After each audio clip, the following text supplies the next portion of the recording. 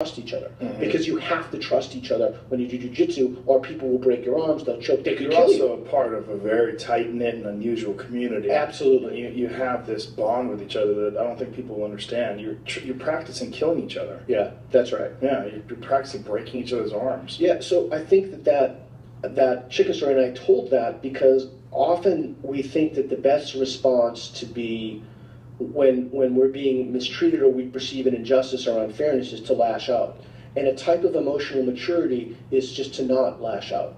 You know, maybe a really good strategy, which I've adopted, instead of, it's certainly much easier than attempting to do the emotional work of being kind and compassionate, is to just ignore people.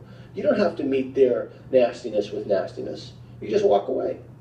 Well, that's a good approach if you can pull it off. Sometimes people get fucking pissed off, tell you like, fuck this guy, ah!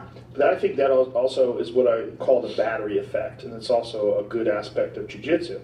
I think human beings have a certain amount of energy that they store up in their body, because I think we have, our bodies are, we have this ancient structure that's been passed on from generation to generation, thousands and thousands of years of human beings, and for the most part, up until really recently, you were constantly engaged in physical activity and conflict. And your body's designed for that. And I believe your body has a certain amount of requirements for the expenditure of energy. And when you don't meet those requirements, your battery overflows. And I think that's what road rage is, and I think that's what irrational responses. And I know personally from my own experience and my own shortcomings, when I have had irrational responses is because I have not maintained my body correctly, and I have not taken care of that battery.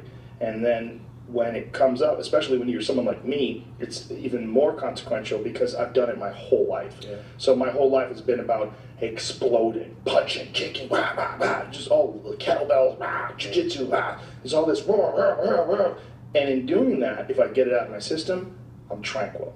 Everything's calm. But when I don't get out of my system, my body's like, I think this is an opportunity to go fucking crazy. Let's do it. You got all this extra, you know what I mean? It's like your body's like, come on, bitch. Like it's stored up. You've got too much juice in your battery.